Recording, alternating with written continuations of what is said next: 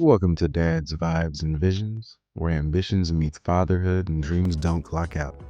This is a space for dads rebuilding empires, raising legends, and figuring it all out as we go.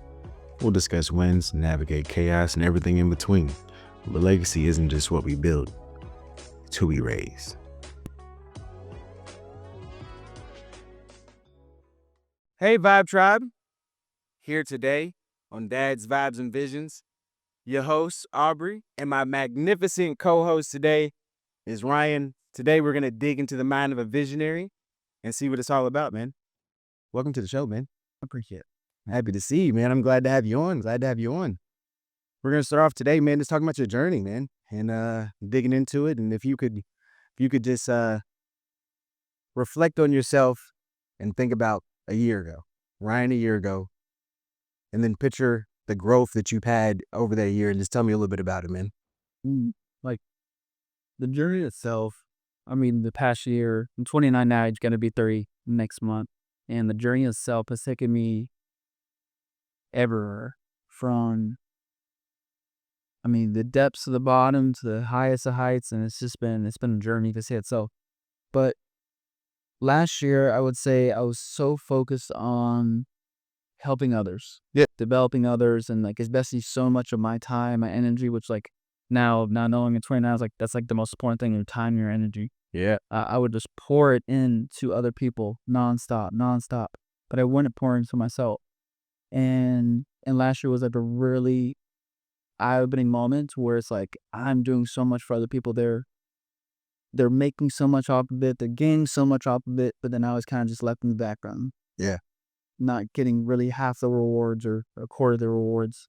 And I really shifted my mindset. So like, no, it's Ryan this time. I was always behind the scenes doing the video stuff, doing everything else. I'm like, no, I gotta start shifting and focusing for myself. And that's been like the biggest mindset shift is just changing to me. It's my time. Yeah. So being in a sense of being selfish, but at the same time, it's like I haven't been selfish to myself since I started my entrepreneur journey at 16, 13 years. Wow, 13 years. Yeah.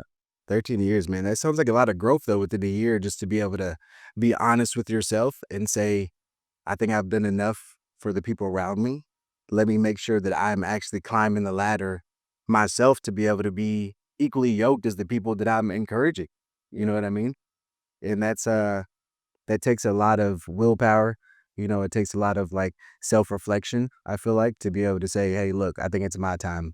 It's my time to go. It's my time to chase my dreams, my time to put me first. And, um, being a father as well, we're on Dad's Vibes and Visions, with the visionary. So, being a dad, how has your approach to life and work changed over the past year as you dedicating more time to yourself, but still being a father, man? I mean, being a father is one of the most important thing you can ever do in your life. Like it's been completely eye-opening from a perspective of like everything's about me now to like I need to be the best father figure, just figuring yourself for your kids. And everything I do, everything I touch has to in a sense go to the mindset of what's going through my kid's mind, how can this protect her, how can this provide for her. And I know for me is like living here in Louisville, my home is San Diego. Like that's born and raised. And would I want to go back home? 1,000%. All my family and friends are there. But like I could personally never leave her side because I just don't know what I would immensely from there. Yeah. So I love my child so much, and it's so tough to then know how much of a figure I am to her. And so like every decision that I make involves her, just out of her love, because how much she just stops, looks up to me, Yeah. sees like anything I do, she loves. I could be whatever. She wouldn't happen with it. So just trying to be the best, father figure I can. Yeah. And be honest, it's like I want to be the most stable person in their life. Most definitely. To like anything that we see through social media and everywhere else, it's so unstable. It's up and down every day. Yeah. And I want her to look back when she's 25, 30, 40, like my dad was the most consistent person I've ever had in my whole life. Yeah. And I think having that baseline for kids is super important because I feel like I had that with my parents. Yeah. It's the most consistent people always. I think that's a good part of like Well, I think that's a good aspect to bring into like the next generation is a consistency. Especially from a dad's point of view, being either, growing up like, for instance, my dad, he worked what felt like 15-hour shifts. When he came home, he walked in, hey, how was school? He's eating dinner, he's kicking his boots off, he's going to sleep, and he has to get back up in the morning. Like my mom was like that more main consistent person. It wasn't that he wasn't in the household, but it's like his vision to provide sort of like overtook the parenting aspect. So being able to sort of break that barrier and as us being dads in this generation, in this culture, in this era, to be able to come home and know the balance between what we're doing in our, daytime to provide for them and still be able to, share our vision with them as well, through like the fun activities and being able to sort of mold their mind as a young person. How do you do that yourself, man? With your kid, how do you sort of implant small seeds for her to have a vision, to her to have a bigger vision than just clocking in for a 9 to 5, you know what I mean? I would say it stems from the conversations you have with the kids. Yeah. Actually being interested in what they're interested in. But also planting seeds of what their influences are around them. Yeah. So I think you always hear about the 5 people you hang around with is the person that you are. So you let the 5 people you hang around, if they're entrepreneurs, if they're drug addicts, whatever it is, you become that fifth, sixth person. And so I didn't think about that as far as like who's your influence as far as artists or who you look up to, who are your mentors in your life. Because if you ask someone that question, they're like, oh man, I love Cardi B and I love this and that, and like, that's people they look up to. That shapes that person. You can almost look at that person differently now. Yeah. Do you look at a person that has an influence of Napoleon Hill, Tom Brady, LeBron James, Michael Jordan, or whatever it is, like a bigger figure. Like if you look at them differently because they look at people who strive for success at the highest level. Yeah. And so I try to plant those seeds around her and just have either people or just anything else that can just motivate her to be better. Yeah. And so there's one really cool thing I'm doing with my oldest daughter. She's a homeschooler at the moment. And I am now using AI. I'll go in depth of that. And I'll use AI to generate a book story that's say like a one-pager on one of my books that's like, in a sense, like a second Bible to me. It's called Think Me Real Rich by Napoleon Hill. And so what I'll do is I'll have ChatGPT develop me a story, integrating her name into the story and teaching her a lesson from that. So I have different principles, and then I'll have ChatGPT write a story with her implemented into it. Yeah. I think through it as far as a principle, then I ask her questions on. So not only is she reading a story about Dungeons and Dragons and things that, in my opinion, as a dad, I don't care about. Do you have some feelings actually gonna benefit you from what? So now my daughter's talking about desire. What is desire? What is actually having ambition? What's about goal setting? And she's reading you stories that her name is now implemented into it. So she's now more invested into it. And so like those are like my mini steps that I'm doing. Another one is book telling. So we don't read other people's books during bedtime. Yeah, I'll have Elliot say, hey, tell me 5 or 7 different aspects of a story that you want to hear. So Dad, I want to hear about a unicorn that does this and this and this, and their names are this, this, and this. And I'll throw it in ChatGPT and say, hey, can you make this write a story about what she said in the style of Dr. Seuss? Oh, wow. And so we'll make this, 2 or 3 pager that we are reading together that me and her now create at the same time. And as I'll tell ChatGPT, make me a book cover. Oh yeah, with Elliot Fabela on it. And it'll make this whole thing in seconds. So now she's using her imagination. Now she's seeing it now written into a book and now see the visuals of it. Oh, it's beautiful. And so to me, it's like connecting AI and making a beautiful blend of like, how can we make our lives easier and also make it so much better? Yeah. Fancy. Yeah. And so I just see those little things. And I know when she gets older, she can look back those memories like, man, I made stories with my dad. Oh, yeah. Not only this in our imagination, but now we actually created it in real life. Yeah. And so I'm still doing fun things like that. Most definitely. And I mean, man, I didn't even know that was capable. I didn't know AI was really capable of doing those type of things, but to have those at your fingertips, man, and to be able to, really help your child manifest their dreams and do what they need to do is absolutely amazing, man. Amazing, amazing, amazing. So right now, tell me a few things that you have going on currently, like what's your personal projects you have going on, what's consuming your time, what's your current vision right now, man? What are you doing? Yeah. So like when it sends back to like being behind the scenes, now I want to be front of the scenes. and talk about my expertise. Like I said, since I was 16 years old, to give you like a quick backstory. At 16, I started the clothing brand with a business partner of mine.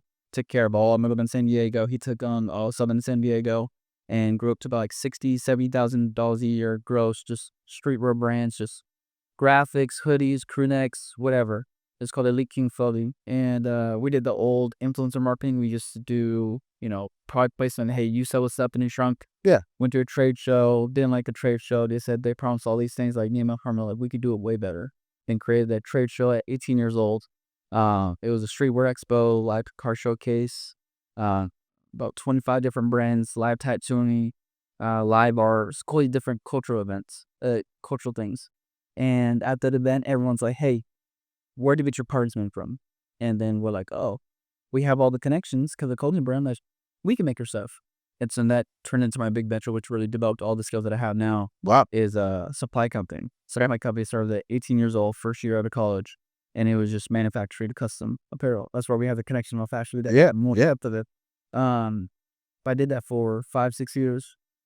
And so all doing that behind the scenes, all that turned into all the skills that I have now, where to me, it's all those things are so easy because I just put a decade head down. Oh, yeah. Doing these things. Yeah. And so right now, my biggest project going to this new year is just building my personal brand. Now showcasing what my knowledge is from operations, logistics, sales, AI, marketing, etc.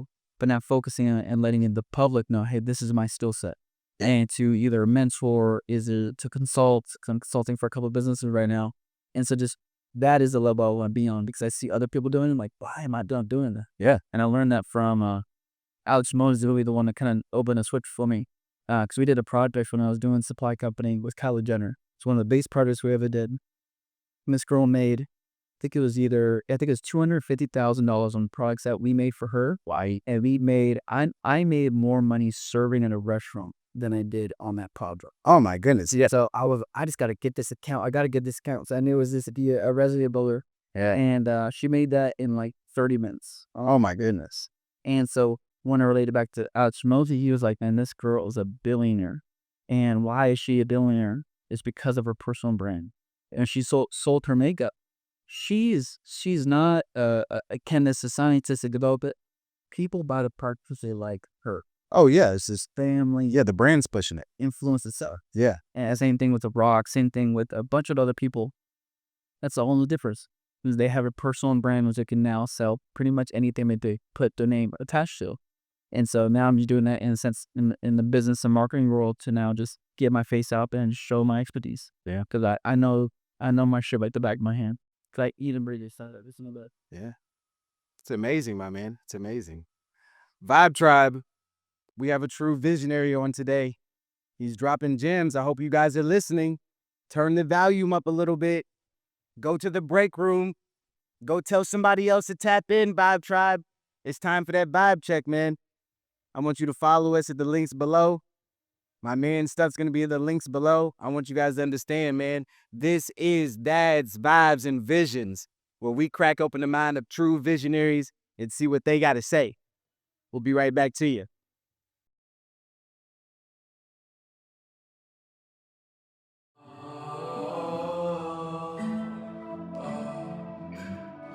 Vocalist and academic, you was out of town, so I see you around. Did a turnabout in a Honda Civic. This is when I didn't even have a pit. Backseat, half pipe full of any athlete. No, I wasn't even ready. I was overweight, I was out of shape, eating any plate. Now I'm enjoying lemons. Don't apologize no more. What's to be sorry for? I'm on sobriety. What would I party for? And so what? I'm alone. Getting closer and hide all of it in a way so they won't see what you deal with and face it all alone. So grab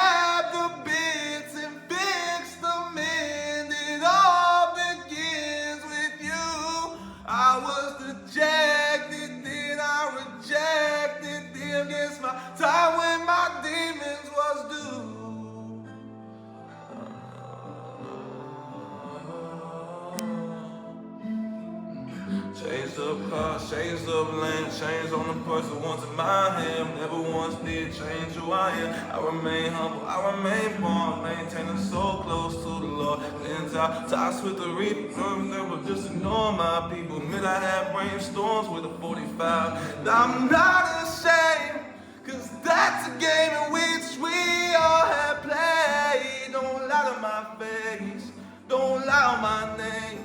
Too solid for that, you know that. You remove me, then leave us where we at, cause I got all of it in a way so they won't see what you deal with and face it all alone. So grab the bits and fix the mend. It all begins with you. I was dejected, then I rejected. Then guess my time when my demons was due.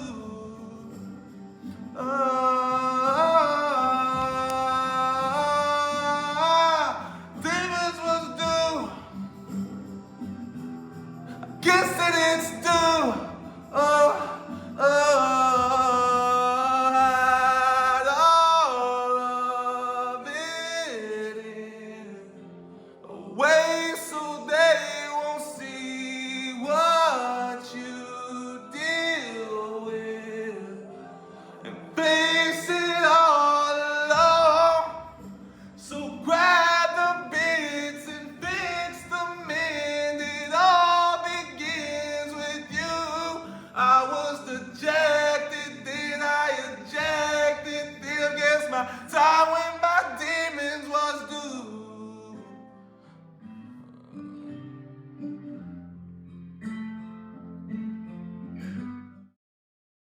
Vibe Tribe, welcome back. Sitting here at the Presley Post in Louisville, Kentucky, filming this magnificent Dads, Vibes, and Visions podcast today. And again, I'm here with my amazing co-host, one of the best, knowledgeable, great-spirited visionaries, 13 years in the game, father of two, still doing it every day, made time out of his busy schedule to come here and drop some gems on you guys. And, I think our next segment is going to be the creative masterminds, man. One of the greatest things I've heard about. I've been in attendance multiple times myself, and I'm telling you, without that group, I don't think that we'd be sitting here today doing what we're doing. You know what I mean? Without you, I think you pressed me and said, hey, in a week from today, I want to see you with the name. And look at us. A couple weeks later, man, you were here on the show. Yeah. Here on the show, man. Tell me a little bit about the personal growth that has formed from you creating the group Creative Masterminds. Yeah, so the creative masterminds it's been on my mind for so long. So back in San Diego, I had an office since I was 18, and it was like my second home, but I was there more than my own home. And so being out here, I tried to do the home office, I tried to do everything else, but like nothing was ever the same. And so I'm like, once me and my buddy Jay got to office, we're like, okay, we have this space that is not utilized to its full potential. Like this is now our playroom. And like now we have a place that we can bring other people together, other creatives, other entrepreneurs, other people that just want to advance their lives and just collaborate. The biggest thing I learned from Think and Grow Rich was to mastermind with someone, because if you could be on the same page with someone with the same goals, same aspirations, and you guys just collaborate, you guys are so much stronger than just one person. Yeah. But now you do that 2, 3, 4, 5, 6 people. It's huge. From the accountability side of everything, goal setting side, and just mainly the mental roadblocks that many of us have. It's like you either have self-doubt or you just don't know how to do something. We have the vision for it, but you don't know how to execute on those things. And so the creative mastermind was just we have a place, it's a beautiful place for it. Magnificent place. And it's an open, consistent, is a big thing too. Have it every single Thursday. No ifs, ands, or buts. We're scheduled for Halloween, but you enjoy that family. Yeah. Kids first, But have something consistently where people meet, have questions, answer the questions, and just network. Like, hey, I am really good at marketing, business development, AI, automation, but I lack in SEO or these specific things. So just now connecting the dots to the way my mind works is like, okay, this person does this, Then they connect these two so they could work together, etc. So it's just a creative place for people to develop their minds and just ask those questions and know that they have a resource to them. Yeah. Where do you want to take creative masterminds? What's the big vision for it? Like, where do you see yourself taking this Thursday group? I think a lot of it is to where it can help out. It could be courses for people that are not gear. We could develop courses for that.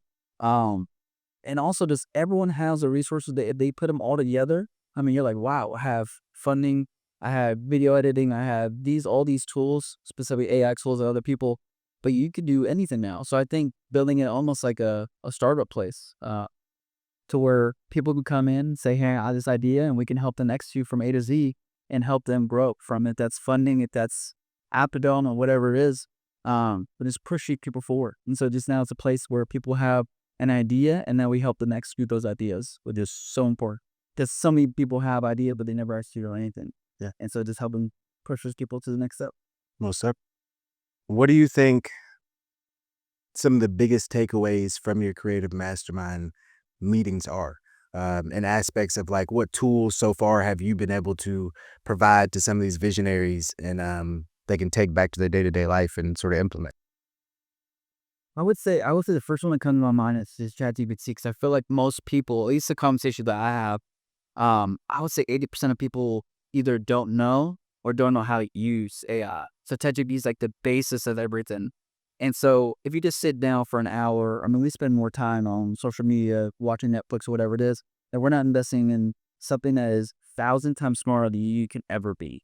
And it's advancing every single day with how much input and information it's getting. Yeah. It's like, why would you not be using it? So, I mean, I use it for cooking, planning dates. I mean, I could do anything with this thing. And so that's really like the first idea of it. Is just planting that seed of like, okay, you have something that is smarter, you use it. And then also using AI to find other AI tools for you. So all you use, and you can use it for ChatGPT now by using Gemini, say, I have this problem. I need to find an AI tool to find me that could do this. And it will find me that specific app. Yeah. And so now when I come across any projects, I don't look at it like, okay, how can I get my hands dirty and do this manually? I take a step back before I take any project now. How can I have AI catch it and do a lot of the heavy lifting for me? And then I sprinkle my expertise and special touch on it and finish it off to make it my own. Yeah. And that has allowed me to have multiple jobs, have 2 kids for half the week, and still have time to hang out with friends, still have individual passions, still able to travel to see my family.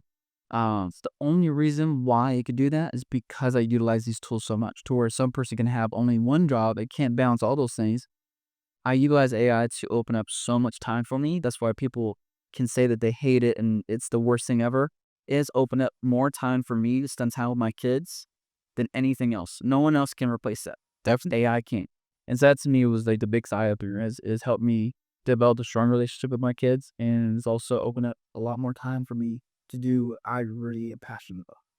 That sounds like the key components for a visionary. You know, when it comes to being a visionary, it comes to being an entrepreneur, when it comes to be just full-time father, time is of the essence. You know what I mean? Time, it's like grasping at straws, trying to just preserve time or live in the moment of what you're doing. So it sounds like this chat GPT and incorporating AI in your, everyday work or, your everyday business can save a lot of, valuable moments. And as fathers, man, that's what we look for. So we look for, and it sounds like these meetings are helping people utilize these tools. And, as you said, you use AI to, create stories for your kids. So it's like you are a mastermind and being creative when you get home and you use this, this AI. How do you, I'm going to spin for a second to ask you a question just because we're going to pivot off this, but how do you feel like you can use AI to push the vision of your kids? Yeah, that's actually been. I went to a conference this past week with Oracle, which is I think it's a $470 billion company. Yeah, I'm familiar. And then NVIDIA, which is a $1 trillion company. And so being allowed, I met these people at a restaurant and they invited me to it. To be in these rooms, so they're talking about AI, how it's implemented into it, and having conversations with the people that are running it, and asking those questions like, how can you blend them with kids? And my biggest thing and my biggest advice to parents is, I see people like this. You have a person that has a regular education, and another person that has the same regular education. This person knows how to use AI tools to streamline everything that they do. This person has never been taught or has been shamed to use it. Which person do you think to be more advanced? Oh, definitely AI. To me, it's not even a question. Yeah. Person would be way more valuable. And so when I look at it in that perspective, like, why would I not do that? Like, obviously, there's essential things like, let's say, typing or just being kind to a person. Like, AI can't really teach you that. Like, that has to come from the heart. Yeah. And so I don't focus on things that it can't control, but the mundane things that it can break down. So, for example, let's say a really complex idea from a book.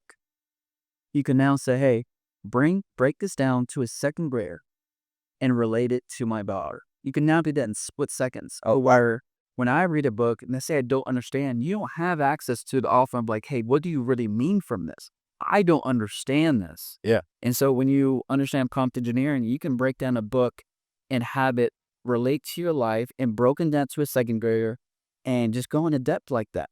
When I'm on this certain situation, but I don't understand this part. I think it's really held up, but I don't understand it. Now AI can do that in seconds. And that's the part that where I don't know why people just don't invest their time into it, because you're just a question away and everyone's like you're stuck in your head. Why would you be stuck in your head when you just ask the question now? It's just something that's so much money. So that's just the way my mind works. That's beautiful. Yeah. Yeah, it's beautiful. I think that's definitely going to change the way that a lot of parents educate the youth and sort of differentiate between the complexities of life, to be able to break down things that may be of a higher learning, but for a second grader, you can simplify it down to where a second grader can understand. Something in a book, a concept, or maybe an analogy, or just there's a perspective. You type it into Chat GPT or an AI source and say, "Hey, explain this to my second grader." I know my kids come and ask me questions, and I'm like, "How do I tell them this?" Yeah, There was a question we're going to school one day and like, man, what is fog? What, like, how does it? I don't know that question. simple. And I'm driving. Oh no, I don't know. I pull up a Chat GDC and I pull up the audio. We can actually talk to it, which is a strange thing, but I do it very often. And I just ask her. And now it's our life teacher. Yes. Teaching us these things, because I don't know these. I'm not to front that I know these things. Yeah. And like, I don't even have selective knowledge in my brain. And so now we do it again. Like, hey, tell us a joke. Tell us give us a fun fact, or just like, it's almost like and it now sounds weird to me, but it's like an extra buddy that's always positive, always wants to help you. It's like, yeah, but that's the friend I want to be around. Yeah, I love that. We're around friends that just like waste our time, talk about non-important things. Yeah, progress you. Like, this thing is like, when I consider it, man, it's almost like a best friend, but it's the mentor that you never had. Hey, That you I like that. And strange thing too is they have specific GPTs in there that say, for example, Alex Shimoza, he's one of my heroes, and I love the guy for how much knowledge he gives out. They have digested all his information from his books, his audio, his YouTube, everything. It is knowledge base. Yeah. Into a database of ChatGPT. And now you can act like that is your mentor now. Hey, I'm working at X, Y, and Z. I need your opinion on it. You could do that with Tim Cook. You could do that with Steve Jobs. You could do it with all your visionaries, because how much data do they have on the piece? Yeah. And so when you're like, I don't know how to, like, there's now no excuse of the information now. Yeah. Now the excuse is, did you execute on that? That's the only excuse now. Because it's not about, I don't have the information. It's more of like, are you able to execute that? Yeah. And a lot of people cannot do that. That's the hard part. Yeah. So it takes the buffer. So there should never really be a I don't know. Because how do you not know when you have a tool that's able to give you the answers you need to your questions? And I love that, man. I mean, I've been able to utilize it, from attending the Creative Masterminds group to, help me structure the show. You know what I mean? Be able to help me keep my mind from wandering off the vines of, creativity, and sort of draw me back into what the centerpiece of what I need, and to just make it more finite. You know, I feel like that the AI doesn't have a second guess to it. It's like, this is the answer. This is what you need to do. This is the next step, split second. So, I mean, man, and I've been at the creative masterminds and seen people with their kids. So it's a safe environment even to bring the kids. And I hope they're listening and picking up the small gems. And I think that you fostering a space for creatives and for visionaries to come bounce ideas, say, hey, this is my roadblock. Have you guys been here? Have you guys, explored this avenue? Or if you haven't, what's the best way to do it, man? So I think that, you know, um, anyone in the city that is a creative, that has positive energy, you might as well be AI if you want to come tap in with us, man, because we need nothing but creatives, visionaries, the best of the best to come see us on Thursdays. See my man Ryan, see me, come tap in and share some share some ideas and get some ideas. Definitely. Ryan, man, it was a pleasure. Thank you so much for coming on the show, man. And you guys will see him soon.